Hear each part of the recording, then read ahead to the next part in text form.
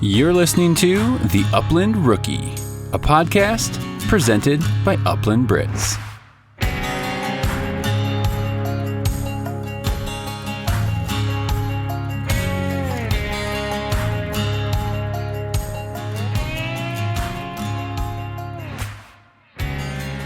Hey, what's going on, rookies, and welcome to episode 36 of the Upland Rookie Podcast.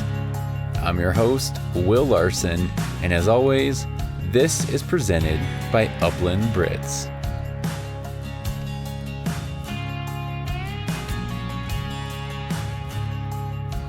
Also brought to you by Trinity Bretons, home of the Epagneul Breton.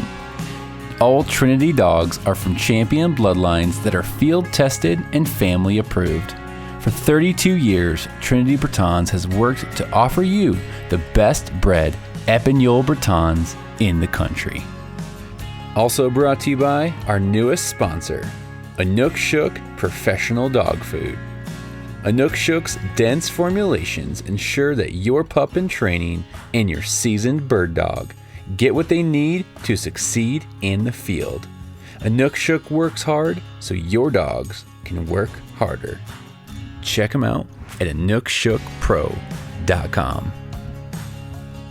Also brought to you by Pointer Traditions, making the finest dog collars, bird straps, leashes, you name it, on the market today.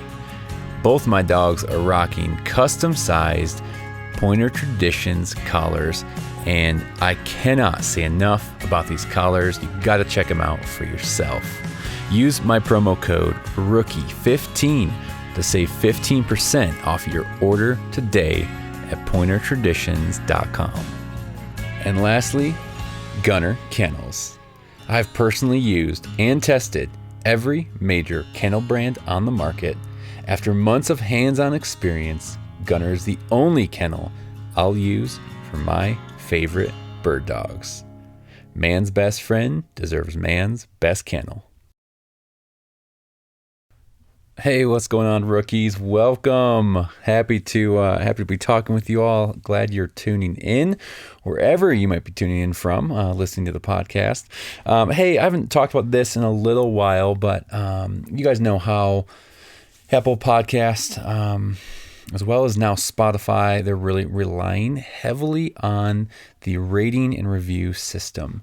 And what that means is the more ratings and more reviews that are left on the podcast platform, if someone searches upland hunting or bird dogs into the search bar, this podcast, the more ratings and reviews it has, it's going to pop up higher further up the line in that person's search on the podcast platform. So would love for this show to keep growing. Would love for it to get out there to more people who would like to experience it and get into it and catch up on some episodes. So would you guys do me a favor? If you have not left a rating and review, would you mind just taking a quick pause, go over to Spotify or Apple Podcasts, leave a quick there's a 5-star rating system. Choose your star that fits best, and then leave a little written review. Like, what's a podcast meant to you? What's it meant to you so far?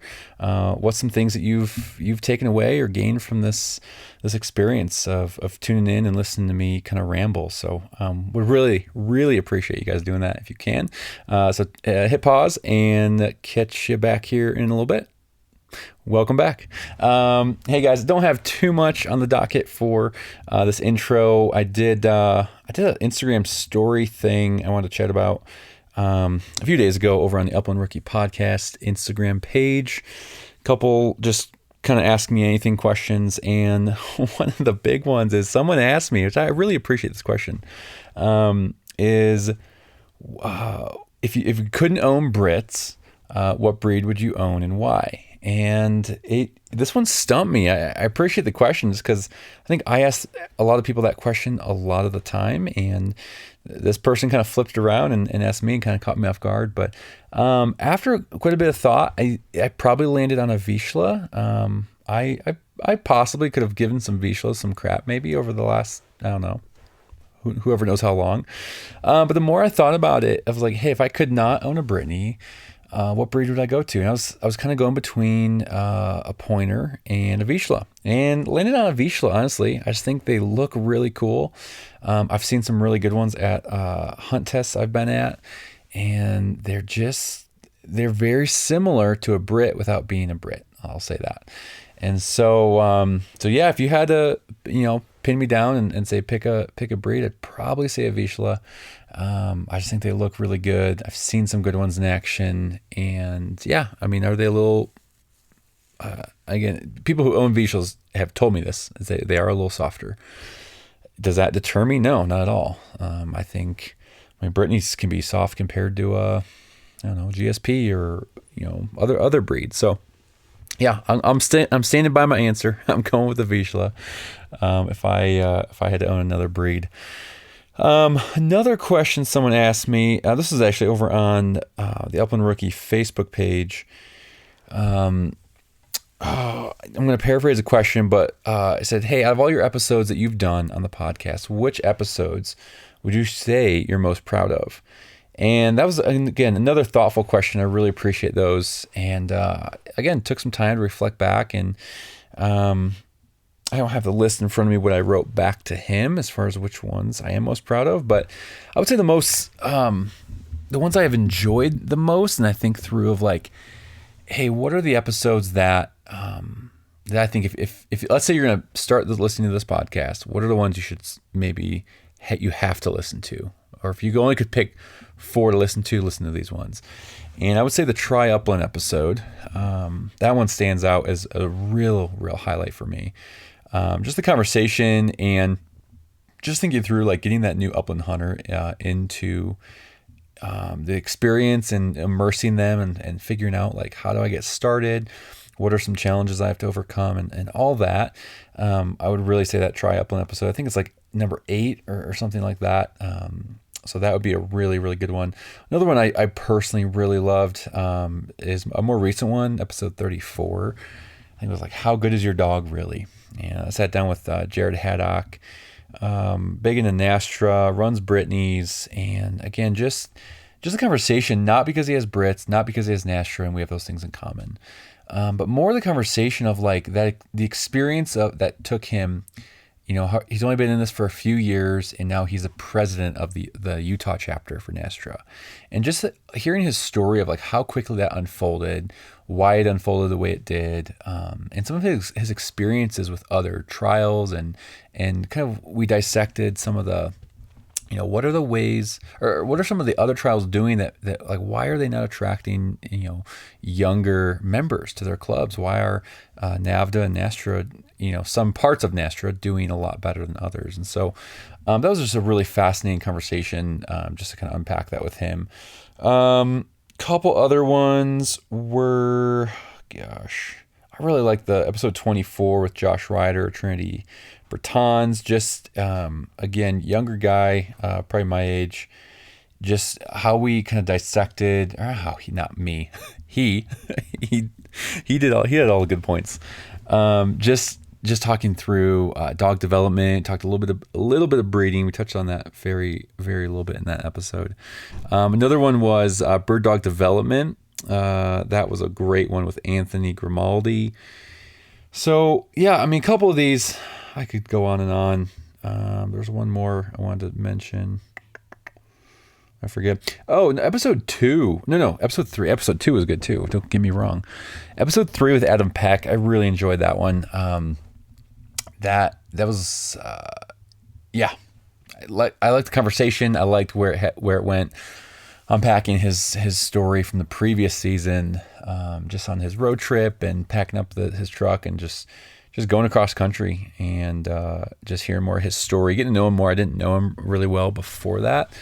And so, all that to say, if you're looking to jump in and you had to pick a few episodes, I mean, I think they're all great. All my guests have been fan-freaking-tastic. But those are some of the conversations I just remember back on going, if you had to start somewhere, if you could only pick a few to listen to, I'd maybe start with those two. Keep Kicking Dirt episode with Anthony Farrow. That was a good one, just to unpack his story a little bit more on the training side and what he's doing with the kennel. Sorry, that was my toddler in the background. But anyways, again, I appreciate the thoughtful question. It gets me to kind of ponder and think a little bit more and reflect back. So I really appreciate those. Keep those questions coming in if you have them. Hit me up on Instagram, Upland_Brits, or the Upland Rookie Podcast on Instagram. Let me know if you have a question. And yeah, we'd love to talk bird dogs with you. So I'm going to wrap this up. Sorry, this was a little bit longer than I thought it was going to be. It is about 10 degrees outside here in Denver, and I am locked in my son's bedroom, actually, where it's quiet and warm, and I'm trying to hide from my children right now so I can get this episode finished and get this intro done and then go help my wife make dinner. So anyways, this is a really fun episode we got coming up here. Ironically enough, it is someone with a vizsla. I know. Oh man. This is your garage basement? This is mine. This is the mechanical room in the basement. I got my rod building station right here. A little messy. Nice. So you're building rods too, not just lures? Yeah. Really? Yeah. Dude. It's a nice little winter hobby. It's not a cheap hobby. None of these hobbies are. I usually make them for friends or make them as gifts, or make them for myself. But it's, to make a decent rod, it costs money. Oh, I bet. 'Cause are we talking like all carbon fiber? No, it's graphite typically. Oh, okay. So you buy the blank. You can see it here. You buy this piece. Oh, okay. And so the part that you're actually doing is you're epoxying the handle. Could be turning cork if you wanted to shape the handle. Okay. And then the time-consuming part is wrapping the guides. So you actually wrap thread. This thing spins. Okay. So you wrap thread over the guides, and then you epoxy the guides. Wow. Onto the rod. So the rod itself is kind of already like tapered and shit. Yep. Okay. Yep. The rod. I mean, you could. I'm sure there are ways to make your own sure carbon fiber rod. Sorry, when you first like bamboo fly rod. Oh yeah, when you first said like making your own rods, I was imagining you like whittling a long piece, just rolling it up. Yeah, totally. I'm not that cool. Oh, that's pretty cool. Those lures you made, those are pretty sweet. Yeah, they were fun. That was my. This is my new hobby this winter. I got an airbrush compressor, and just something that I wanted to try, and it's pretty fun. The kids got involved last year. We each made our own bait, and we had a little tournament to see who could catch the first fish. So nice. And who won? Okay. Come on, man. You got to give your kids like the best lure. They made their own lures. It's cutthroat, man. Cutthroat. Yeah. So you said you were out fishing earlier today. How'd you do? I did all right. We did a little ice fishing out here in Minnesota. We're just west of the cities. Okay. It wasn't fast and furious, but there were plenty of fish, but they were all a little small. So it was just could be out. Got to fish with a buddy of mine, and actually one of my son's basketball coaches. So. Oh, nice. Yeah, that's awesome. Yeah, we were talking about this a little bit earlier, but you were mentioning like there's better times than not with ice fishing in particular. Growing up, we did like bass fishing, walleye, things like that. So I don't have a ton of experience. Sure. But like, what do you mean by times of that? Is it change for ice fishing or? Yeah, I mean, typically, if you're speaking generally, all species are different, but generally speaking, your low light hours are going to be the feeding time. So they'll move in to eat. A lot of times they'll move it up shallow to eat, but they're just more active typically. In low light, they're more apt to eat something. Okay, so they're hungry. Yeah, they're hungry. So dusk or dawn. Okay, is it just brutally cold? Like, are you out there with a shelter? No shelter? Yeah, I usually have like a pop up, like a portable shelter. Okay. Yep. That's awesome. We have a kind of big like reservoir here, and I drive by it to the area to train my dogs, and there's like, I don't know, 30, 40 people out on this reservoir ice fishing. And they got their little tents and things set up. Trout? I'm guessing. Probably they stock this reservoir, and so I think they stock it with a bunch of stuff. But it's deep too. It's like it's from what I know, it's a deep area. So yeah, I'm not sure what they're going for, but that's fun. How's the weather there in Minnesota right now? It's pretty cold. Today was in the teens. It's been challenging for sure. Raising a puppy, potty training, and trying to get outside to stretch his legs and burn off some of that energy. And then just, any kind of training you want to do if you need space. It's tough to do outside because those puppies, they get sensitive and then they associate that feeling with what you're doing, and it's just makes it a little bit harder. But we've had some days in the 30s, but it's been pretty cold lately. So hoping March has a little gift for us here with some warmer weather, and soon the woodcock will be back and we'll be back out getting them on wild birds. That's awesome. Awesome. Well, cool. Let's back up just a touch, and definitely want to get into woodcock hunting, your pup, all that good stuff here in a little bit. So first off, tell us a little bit about who you are and put us on the map. Where are you talking to us from exactly? I don't want your street address, but just yeah, I'm sure my wife would have. Yeah. We're in a suburb of Minneapolis, just west of the Twin Cities. And we have a cabin where we do a lot of our hunting in northwestern Wisconsin. Okay. Nice. And tell us a little bit about who you are. Like, are you, I want to get to know you a little bit more, like outdoors, like all that good stuff. Yep. So I grew up, I was actually born in Winnipeg, Manitoba. So I'm a dual Canadian citizen. Nice. We lived there for, I think, 3 or 4 years. Then we moved to Minnesota for a year, and then we moved up to Calgary, Alberta for about 4 years, and then back to the cities here in actually St. Paul. And I've lived here since 4th grade. Okay. Nice. Yeah. All right. So since you brought up the Canadian reference, I got to ask, hockey team, where's your loyalty? Hockey team, definitely the Wild right now. Okay. Looking pretty good. They are scared of the Avalanche. I think the road to the Stanley Cup is through the Avalanche. Probably. We'll probably choke though. So. Yeah, I don't know. They're a pretty solid team. Yeah. Okay. But yeah, I love the Wild. I grew up watching the Jets, of course, and then the Flames, but can't cheer for them anymore. Can't do it. Wild all the way. Yeah. That's kind of like us. When we moved out here from Chicago, we were big Hawks fans, and we live here in Denver, and we're like, we just want to vote, root for our home team. This is where we call home. And so I get it. They're looking good. Makar is unbelievable to watch on his skates. Unreal. It's a joy to watch. It's literally a joy to watch that man skate. It's the head work. He can open his hips. Like it scares me every time we play him, because he's going to do something, make someone look silly. It's pretty remarkable. 100%.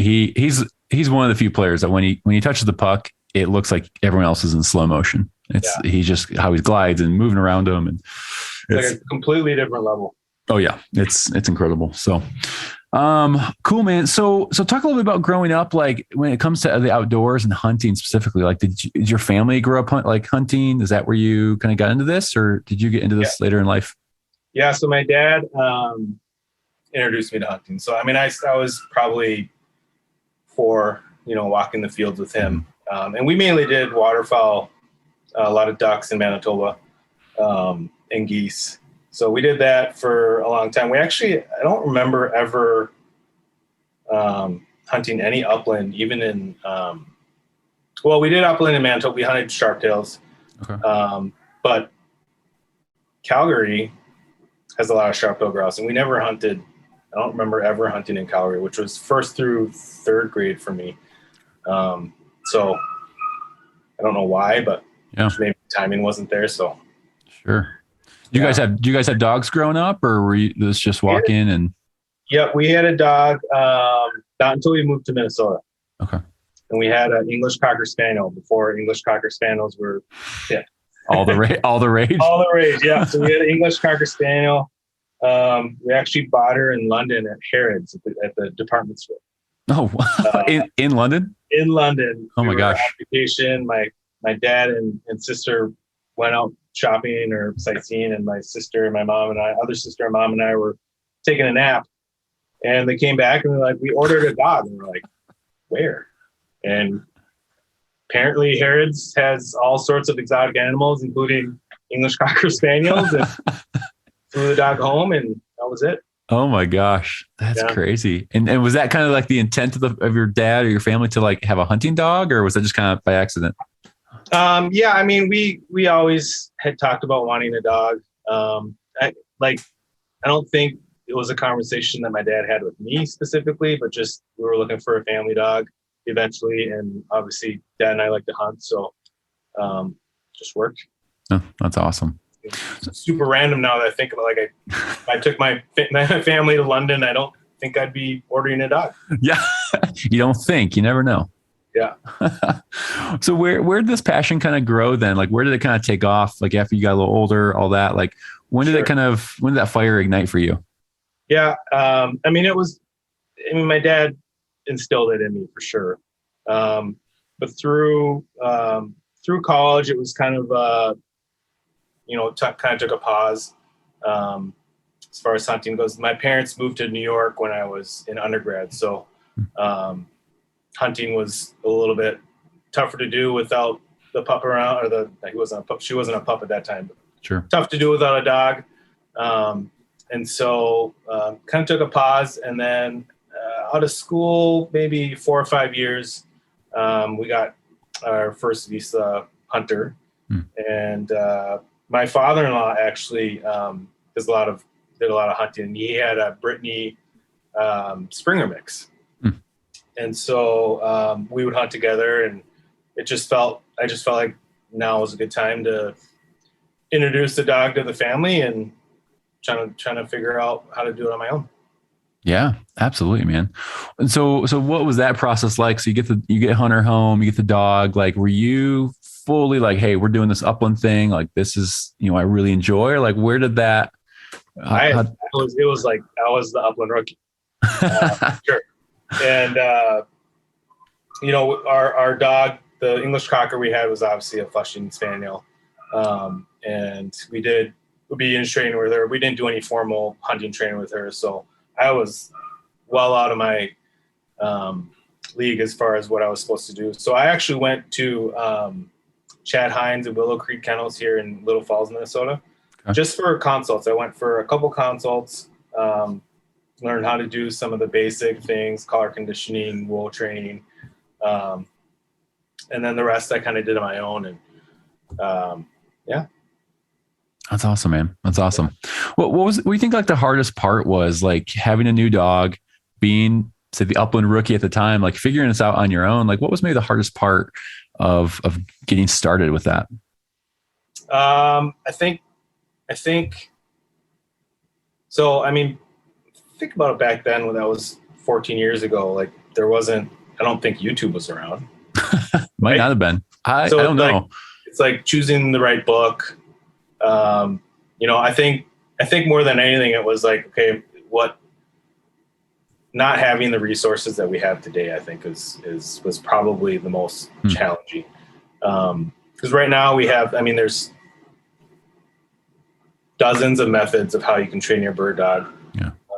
And they all have videos. Yeah. And that's a challenge in it of itself. But, I'm thinking back to 14 years ago, like what, other than a professional trainer, like there were a few books out, but it wasn't as readily available information that we have today.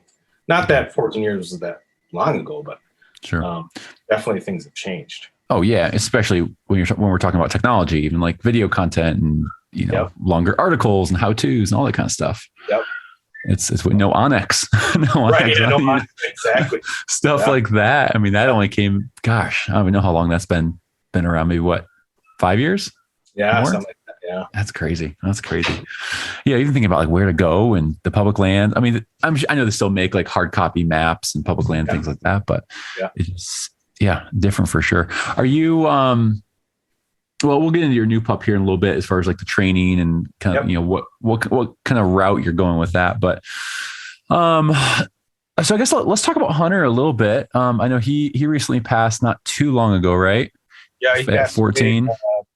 November. He was 14. Okay. Almost a month into 14. Yeah. Yeah. He, I know you've probably shared this on some other podcasts and that, but can you just catch us up a little bit on the story of Hunter? I know I'll be scrolling through Instagram. I think today I saw a picture of Hunter someone posted or reposted. And it's just, I think the dog left a cool mark on this world. Yeah, he did. So Hunter was our vizsla. And he had, I've spoken about this before. He wasn't perfect, but he was perfect for me. And we had a lot of great years. Unfortunately, actually the just on the onset of the pandemic, we learned that he had cancer. And it was kind of a blessing because we had a lot of time at home with him. And he actually ended up having to get an amputation of his foreleg, his left front leg. And there was a lot of unknowns. It was kind of his prognosis was kind of wishy-washy. It wasn't strictly he's gonna be fine, or it wasn't he's toast. It was kind of like we don't know.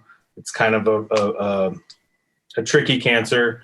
There's a lot of different things you could do. You could do nothing. You could amputate. You could do chemo radiation. You could amputate and do chemo radiation. Sure. And so we opted to do amputation, and it was a hard decision. It was, he was our baby before our kids came, and I don't need to explain to you or any of the listeners probably what dogs mean to us. So sure. He was a supreme athlete and still in pretty good shape at 12 when he was diagnosed. And so we decided amputated his leg, and he actually ended up getting a really bad infection. So he had to be opened back up, cleaned up, and then put back together here just a week after. Oh gosh. But after that, he really figured it out. Dogs, they already know how to walk on 3 legs. When they're limping, they know how to do it. So it's not, it wasn't tough rehabilitated. Like there was no rehab. There was no physical therapy. He just started walking on 3 legs. And that was, he never complained about it. And, I didn't know how things would go for the season, but, I hunted probably for sure hunted more days that his first season with 3 legs than I've ever hunted any season. Really? And he, I think just in the back of my mind, like this is probably his last season. So I front loaded. I did a lot of hunting, and he did phenomenal. It was inspiring to be there, and to hunt with him was the highlight of my time with him. Yeah. And then got through that season, and he was doing great through the summer, and then cancer came back in September, and we actually he was 13, going to turn 14 in October. So he had cancer in September and missed woodcock opener, which is woodcock hunting seemed to me like it was his favorite. And so he had surgery to remove that tumor. And again, it was the same deal, same type of cancer, like possibly the same cancer that he had when he had his leg amputated. Okay. So bad news there. And, but he fought hard, and I actually hunted him this season up until he's passed. So he hunted before he passed away. But taking that tumor from his neck, I think upset it. They weren't able to get all of it. Sure. If they were to get all of it, they would have to remove some muscle, which could potentially would have affected his ability to lift his head, and I wasn't going there. So sure, I said that's enough. Yeah, I want him to be able to lift his head. Absolutely. So they did what they did, but we had some memorable hunts for sure. We went to Montana, and that was incredible. I wanted 20 minutes with him on pheasant opener, and he delivered for sure. So that's awesome. On 3 legs with fighting through, battling. Yeah. Man. I'm not a guy about limiting out or begging, a bunch of birds, but to brag on my dog, we were done by 8:30 a.m. Wow. That's awesome. It was awesome. That's awesome, man. What a special, what a special dog. I mean, just hearing that story again, directly from you again, that's just special. The kind of mark that he's not only left on you guys and your family, but I guess he's inspired people out there, honestly. Yeah. It's pretty cool. I hear from a lot of people, from all over the world. So I bet it's even cool that, I mean, you said the year after he got his leg amputated, you probably hunted more than you ever have that year. That's just that's awesome. Like to get out there and, just make the most of it. That's pretty cool. Yeah. We hunted a lot. It was fun. That's awesome, man. Well, I'm sorry for your loss. I know that's super tough. So, but thanks for sharing all that. Yeah, absolutely.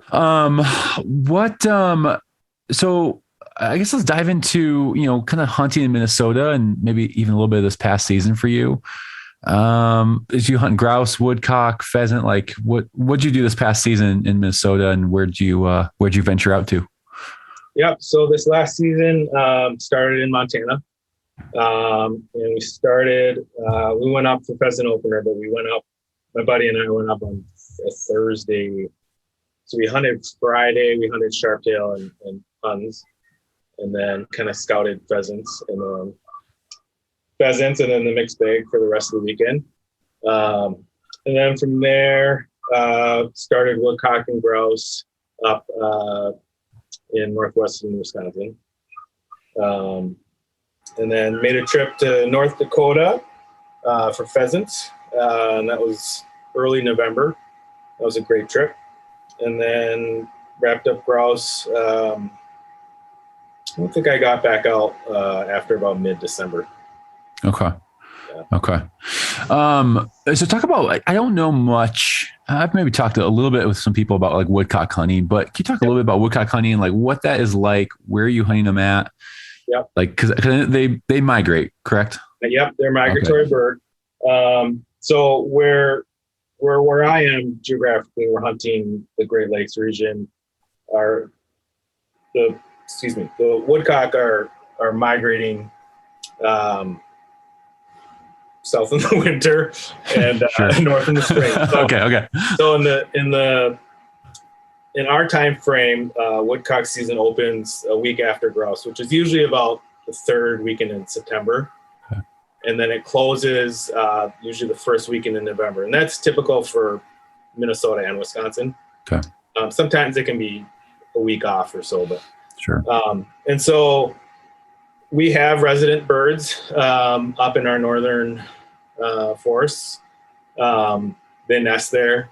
But there are a lot of birds also in Canada and even further north than we are up in northern Minnesota, way up north. So, so in September, we're typically hunting the resident birds. Okay. And then once that flight, they call them flights when they're migrating. Once that flight comes in, it's typically late October.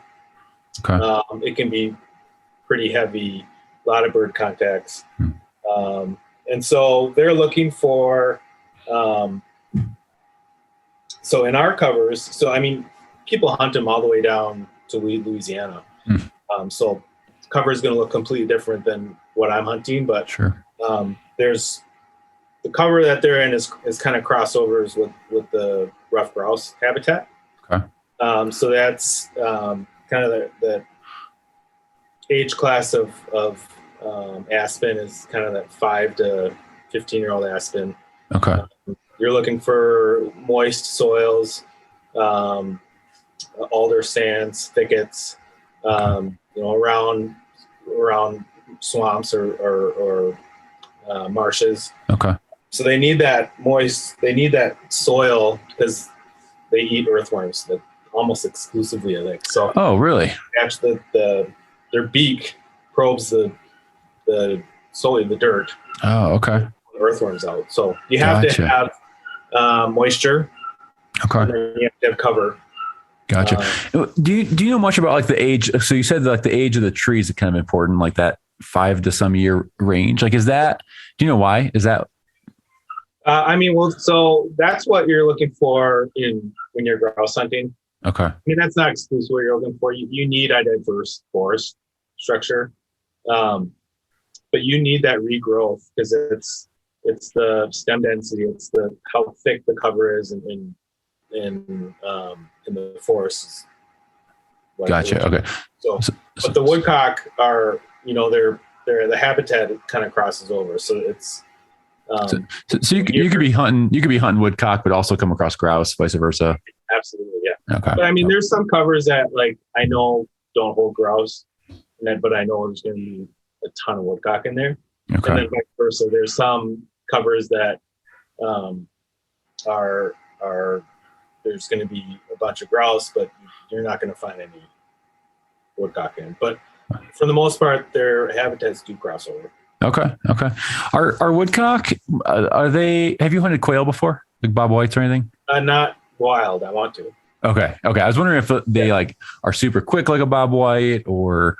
They're quick. I don't think they're as quick as people give them credit for. I mean, the tricky part about woodcock. So you're in like thick woods, right? Sure. So stem dense cover. Early season leaves are up still, so that's gotta be tough. It's a challenge to swing 28-inch barrel, 26-inch barrel, and it's a challenge to even see them. Yeah. So the mid-October is when really things kind of kick off for hunting grouse and woodcock. Once the leaves, once the leaves are down or coming down, it picks up. But you have to think about. There's many nicknames for woodcock, but one of them is a mud bat because they need mud, but then they fly like a bat. So they're kind of erratic sometimes in their flight. But I mean, if you get a BB on it, it's coming down. They're not because they're not real big, right? They're not. No, they're small. I mean, it's probably similar to a quail, maybe a little bit smaller than a quail, but they're just not super hardy. Even grouse. I mean, you get a pellet on it, it's coming down. They're not tough. They're tough to hit, but they're not tough to down. Okay. But in rough grouse, they're a little bit bigger, I've heard, right? Maybe outside of a sharp tail? They might, with their feathers, but like their body structure is much smaller. So like, if you pick one up, you'll be like, whoa, they're a lot smaller than you. Like it'll look to be the same size, but they have so much air in those feathers to keep them warm that they're I think a little bit smaller than a sharp. Okay. Man, I definitely want to get up and hit some of those Northwood birds. But it's not like you said, it sounds tough too, just being in even with the leaves down. Yeah. I mean, being in tight cover and trees and all that stuff, like that's gotta be a challenge. It's for sure a challenge. Yeah. But what do you like more, hunting like big prairie birds or wood birds? So I've only been hunting woodcock and grouse for a few years. Okay. And I mean, I grew up with that English cocker. We hunted a lot of pheasant. Mm-hmm. And so once I got into woodcock and grouse, I loved it, and I love it. But man, being out in Montana on those sharp tails, I don't know. It was fun. Yeah. Just that wide open country. There's something to be said about it for sure. Absolutely. Yeah. Both of them have, whether it's prairie birds or, the Northwoods birds, like they all have their thing. It's like, there's a special piece. Like you think about, historically, even like there's this classic thing about pheasants or sharptail on these big prairies, but then you have these, woodcock and, rough grouse hunts in these woods. Like I don't know. It's magical. It's just magical. It's pretty cool that we have all these different opportunities in the States. We're pretty lucky about that. Absolutely. Are your kids into the outdoors, hunting at all, or have they gotten out with you a little bit? Yeah, I have 2 boys, 10 and 8. My oldest, he comes with us. I don't think he's interested in hunting, which is fine. Mm-hmm. My 8-year-old thinks he's ready to carry a shotgun already, but not happy. Yep. He's all about it. Usually comes with me, especially when we're at the cabin. Yeah. So it's been fun to kind of teach him what I know and pass it on. That's great, man. That's great. So let's talk about this new little squirmy pup you had in your arms a little bit ago. What Trigger? That's great, man. You going with a gun name theme or a hunting theme for names, or? Yep. Okay, I like it. So how old is he? And talk a little bit about picking him out. And it sounds like you knew you wanted a vizsla. Sounds like. Yep, want another vizsla. He's 4 months old today, I think. And so we actually were hoping that Hunter would still be around. So I had been, not secretly, but I had been perusing breeders, unbeknownst to my wife for a while. And a litter came up that was kind of too hard for me to pass up. And I had to tell her about it. So I had been hold on, real quick. Yeah. Here's the age-old question. Did you put money down before telling her? No, I did not. Okay. I've done that mistake before. That did not work well. My father-in-law brought that Brittany Springer home without even telling her. Oh gosh. That's even worse. Oh gosh. So this litter came along, and I had long been following Alpine vizslas out of Washington, and just love her dogs. And but it's a little far to go for me, at least, Sure.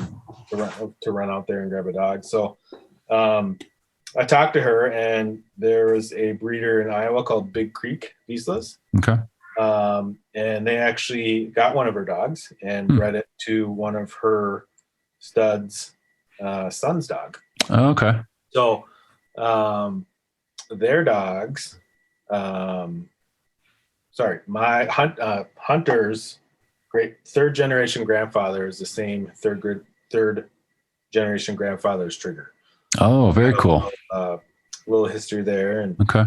I was actually born 2 days before Hunter's birthday. So it's wow. kind of special. So yeah, absolutely. Yeah, we got Trigger was born late October, and we got him for Christmas. Okay. That's awesome.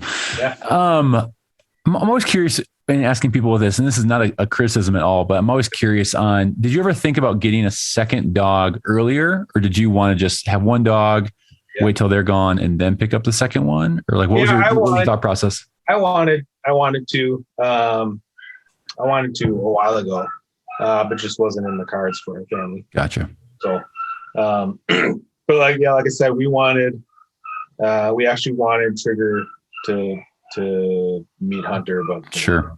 Yeah. Gotcha. And what is it about the vizslas that's, got you wrapped up in them, and what's, what makes them so special?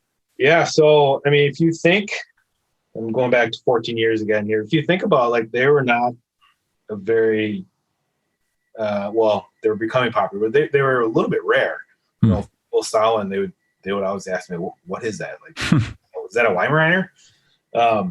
And so I think, when I first got Hunter, to me, it was having kind of more of a rare breed that could hunt. That was a pointer. Yeah. But I mean, they have a good reputation as being a good family dog, which was something that we wanted to start. And so I think, it's a good breed for our family. We're fairly active. They need have a lot of energy. They need a lot of exercise. So we were obviously pretty happy with Hunter, and just wanted to carry that legacy on. That's great, and they look great. So they're a good looking dog for sure. They are a very good looking dog. They look stylish. I'm always curious to know what's your process, or just your own thought process on, like, picking out the actual puppy. Do you have something you like to look for, or is it just kind of a feeling you get when you get to see a pup? My wife actually picked them out.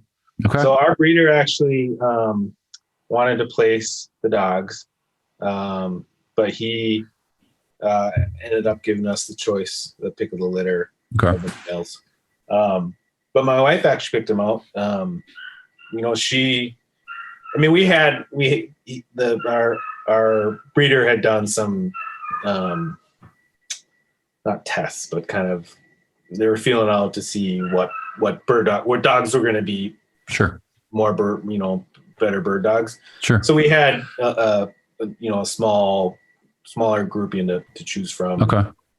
From that group, my wife picked him out based on his temperament and Nice. how he got along with all of us. And so, I mean, he's I don't want to say family dog first, but obviously it's got to be a good boy.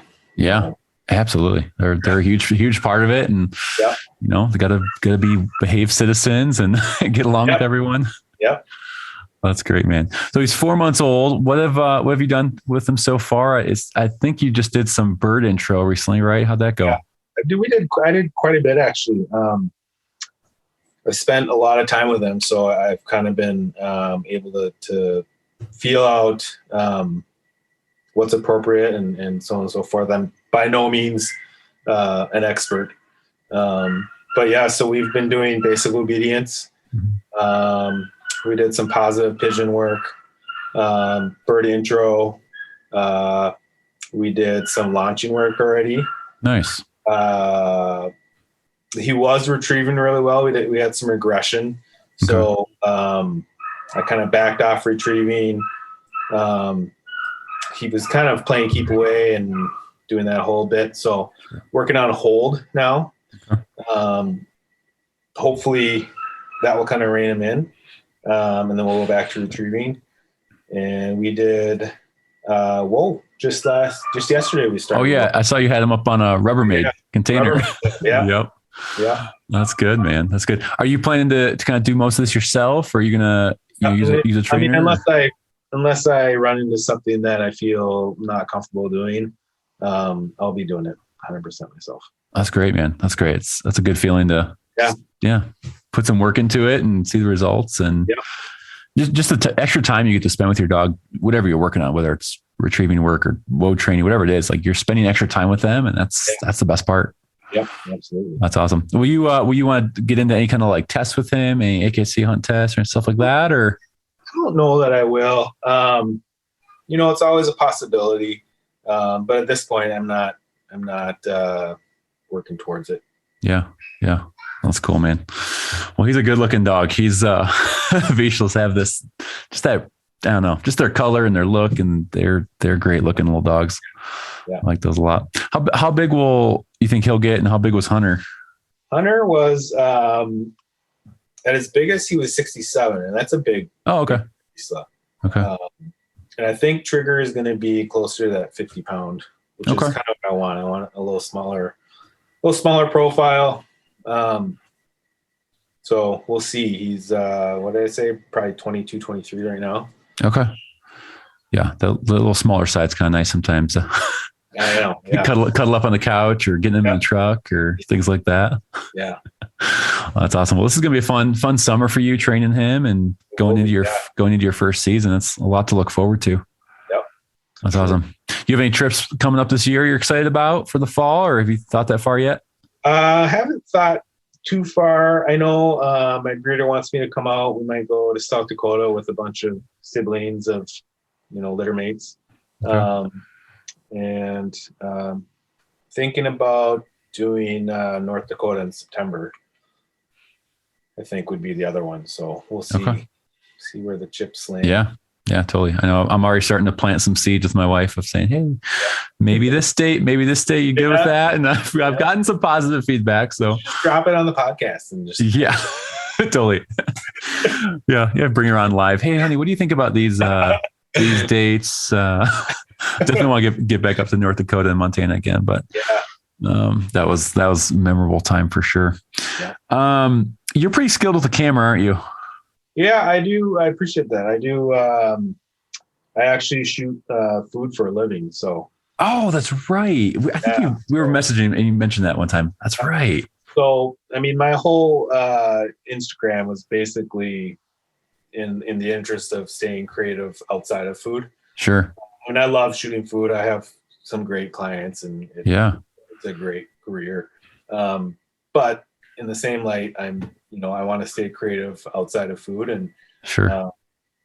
I enjoy shooting. So doing some work in the outdoor space is really fun for me.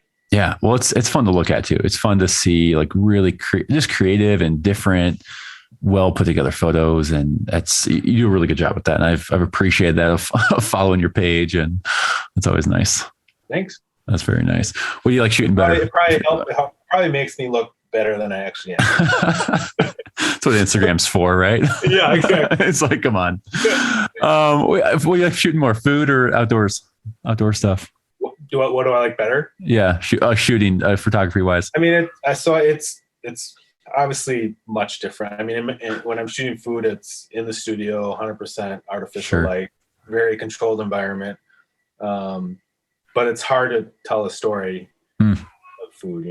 I like the technical aspect of shooting food. I like the people I get to work with. Sure. I like food. Yeah. Who doesn't? But I think, I am passionate about I love shooting food, but I think when you compare it to shooting, your pastimes, it's I get to tell a story. Yeah. That's cool. It's hard to say. I mean, I enjoy both. I really do. Yeah. I know it's kind of an unfair question. They're both very different. I know. One food is flying away. One food is on the plate. Exactly. On the plate already. Cool, man. Well, a couple more things as we kind of wind down here. I like to ask everyone, like, what's a piece of advice you would give to the new hunter out there? Someone who is maybe right now they're just getting ready for their first season, next or this coming fall, or maybe they picked up a new dog. Like, what's your advice you'd give to them just getting started? Man, I think for sure, in this day and age, for sure, embrace technology. We talked about Onyx.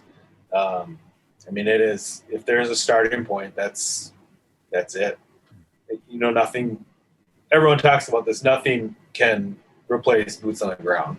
Yeah. But if you're looking for opportunities to start, either find a mentor or use Onyx. Yes. I love that. I love that. Oh, and then, if we're talking like brand new, for sure, find someone that can take you out. Yeah. That's great. Yeah. I don't want to underestimate Onyx either. Cause that even for me personally gave me the confidence of knowing a spot or a place to go.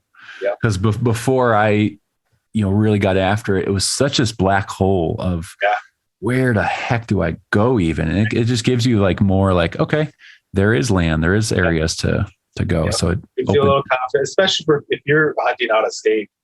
You don't know anyone, you don't know what the type, like what kind of cover you're looking for. Yeah. Having that tool is priceless, really. Absolutely. Well, cool. A couple more things. We'll go rapid fire section. Let's ask you a couple questions. Just give me kind of your off the cuff answer. And I do always say, if you need to expand on anything, feel free, but sure. We'll go from there and wrap it up. All right. What gun are you carrying out into the field and why? Upland Gun Company, Zeus, 16 gauge side by side. Okay, nice. Why the 16 gauge? Yeah. Well, I don't. It was my first 16 gauge. I think there's kind of a mystique to it, especially in the grouse woods. It's kind of a good gauge for both species, woodcock and grouse. I shot a 20 gauge for a long time, and that was equal. Probably 20 gauge is probably even better for woodcock and grouse, honestly, as far as being able to shoot both species on the same hunt. Sure. But just really wanted a 16 gauge. Never had one, so that's where we went. That's awesome. And is the Zeus, you said, is that a side by side or over under? Side by side, yeah. Okay. They do make over unders, but I think they're producing a lot more side by side. Oh, really? Okay. Man, those are beautiful, beautiful guns. These things are awesome. How long is the whole process in kind of, so once you say someone orders it to when you get it in hand, like what's the process like? Yeah. So they were originally advertising 3 months. I think that's since been changed because of the pandemic. Okay. So I don't know how long that they're promising anymore. It definitely took a little bit longer than 3 months. Okay. Is there I think I heard someone mention, is there like a measuring process too, where you need to go get measured and then send those into them kind of thing? You don't have to. They have a stock measurement that you can use. Okay. But I think, if you think about ordering a custom firearm, I would strongly suggest people going to get fitted by a reputable stock fitter. Sure. I think it just makes sense if you're going to invest that. Yeah. If you're making that investment, it might as well fit you really well. I mean, the other side of the coin though, is that like these guns are going to be passed down. That's true. My son is, we recently found out is left eye dominant and I'm right eye. So, we'll see how that works. Might need a new stock, but so that's the other side of the coin is, if these guns are for sure the quality that you would, pass it down. So maybe you do want a general fit. Yeah. That's a good point actually. And think about that. Cool. All right. Favorite dog breed besides the Vizsla? Favorite dog breed besides the Vizsla? And besides the Cocker, because you owned one of those. I'd probably do GSP. Okay. Yeah. All right. And why so? Probably because there's there's pretty similar breeds. Same shape. Short coat. I've hunted behind a lot of German short hairs and I've really enjoyed hunting. Yeah. And a lot of wire hairs too. I can't forget the wire hair. Maybe wire hair. Are you changing it up? I could go wire-haired vizsla. That's a thing. That's a thing. Okay. But is that legal? Can I do that in your rules? You know what? We'll make it. I'll check the rule book later, but I'll say it's okay for now. I'll go with wire-haired vizsla. Wire-haired vizsla. All right, you are the first one to say wire-haired vizsla, so it's in the history books now. Excellent. All right, couple more. Favorite bird to hunt and why? Oh man, I mean, I think I'd have to say woodcock. Kind of became special for us last year hunting with Hunter.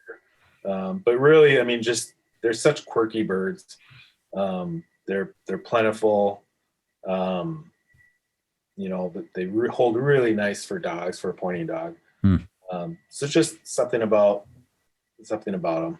That's great. Favorite bird to eat? Favorite bird to eat? Probably the sharptail. Yes, I'm with you. I mean, seared on both sides. Yep. It's like steak. Oh, yes, it is like steak. Delicious. I love it. Okay. Yeah. Let's see. We got, if you could carry a gun or a camera out into the woods with you, what are you bringing? I'd probably have to say camera. I'm sorry. I'd probably have to say gun. You changing it? Are you changing it again? No. I'm gonna have to say gun. Gun. Okay. Yep. Okay. Just and expand a little bit. I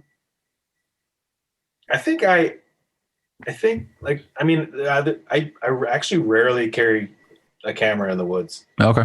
Obviously, I have many opportunities to do it. Sure. I think for me, and even this is gonna sound. It's going to sound kind of sad saying it. Even I don't take a lot of pictures of my kids with my camera, my nice cameras, because I like to enjoy the moment. For me, I get greater. It's better for I enjoy having the moment and remembering that moment more than taking a picture and going back to that moment. Gotcha. You know what I mean? That makes sense. Yeah. So to me, it's more about the experience. And I love capturing images and I love sharing my work. But for me, I'd rather enjoy that experience and actually doing the experience versus capturing it on film. Does that make sense? That 100% does. 100%. That's especially those that have kids. I think, yeah, even you want to, just that reference of like, you want to be in the moment, whether it's you're hunting in the woods with your dog or you're with your family. And like, that makes total sense. So like, someone's asking, can you bring your camera? Can you take pictures at your son's basketball game? It's like, I can. I'd rather watch it. Yeah, exactly. Versus looking through a lens. Yeah. Which would you pick, a solo hunt with you and your dog, or a group hunt with a couple friends? Solo hunt with me and my dog. Spot on. Last one, beverage of choice after a hunt. I'm allergic to alcohol. Oh, wow. Yeah. It's, okay. A lot of Asians have it. It's really? Some people call it the Asian flush. So lack an enzyme in our liver that breaks down the. No way. Yeah. So I don't drink. Okay. Water. All right. Yeah. You're like it's like there's a trend right now. You're like maybe the third or fourth person that said water. Yeah. There's no shame. That's all. I mean, hey, water's great. You need it. I think there's a better way to rehydrate. Absolutely. I actually got lectured by my wife tonight for not drinking enough water because I had a headache. She's like, "Did you drink water?" And I was like, "No." I've heard that before. Yep. Well, awesome, man. Richard, how can people follow along with your journey with the new pup and some of your photography? What's the best way to follow along with you? Yeah, I think the easiest way is just follow me on Instagram, and that's Wisc Me Nord. It's kind of a play on words. So the feed was actually just started when we purchased a cabin up north, and actually kind of landed more into the upland space than anything else. But so it's a play on words. For Wisc is kind of almost Wisconsin, and then Me Nord, like Wisc Me North. So nice. That's where they can find me. I like that. I like your logo too. Do you have a friend do that, or did you do that yourself? No, I just traced out the shape of Wisconsin. And oh, nice. It's good. It's clean. I like it a lot. Thank you. I like it. Well, cool, man. Well, Richard, this has been a blast getting to know you a little bit more, man. I know I've been following you for a little while, and it's just been fun to just stay up with your journey but also get to know you a little bit deeper on here. Appreciate you having me on, and been really enjoying your podcast and hearing some of your listeners too. So. Well, thank you. I appreciate that, man. I appreciate that. Have fun with that new puppy. I know you got your hands full. How is it going back from, you have an older dog, now you're back to the puppy stage. How is it? A lot of work? It is a lot of work. I forgot. He was pretty high maintenance for the first month as far as potty goes. Yeah. But then again, that weather, it was challenging to even get him outside. I had to carry him outside. He wouldn't go outside. You're shoveling the grass to make a spot for him. Yep. Sure did. That's tough. That bare spot right there. But yeah, it's getting better. That's good. Especially with training. I feel like feels like he has a job now, so he's enjoying it, and we're having fun. That's fantastic. Well, Richard, thanks so much, man, for your time tonight. It's been fun talking with you, and I'm sure we'll be chatting again more soon. All right. Thanks, Will. Thanks so much. Take care. Bye. Well, that is a wrap of episode 36 of the Upland Rookie Podcast. Richard, thank you so much for your time. Thanks for sitting down with me, unpacking your story a little bit more. It's exciting to hear about your season, talk a little bit more about woodcock, grouse, all that good stuff. Cannot wait to see what you do with Trigger and as he develops this spring and summer and heading into your first season together. So excited for you with what's ahead. Hey guys, don't forget, leave a rating review on Apple Podcasts or Spotify. It's really going to help the show get out there to more hunters and bird dog lovers just like you. Thank my sponsors, Gunner Kennels, Trinity Bretons, Inukshuk Professional Dog Food, and Pointer Traditions. Hey guys, remember, if you don't hunt with or own a Brittany, any bird dog is better than no bird dog. Go put some miles on those boots and have fun.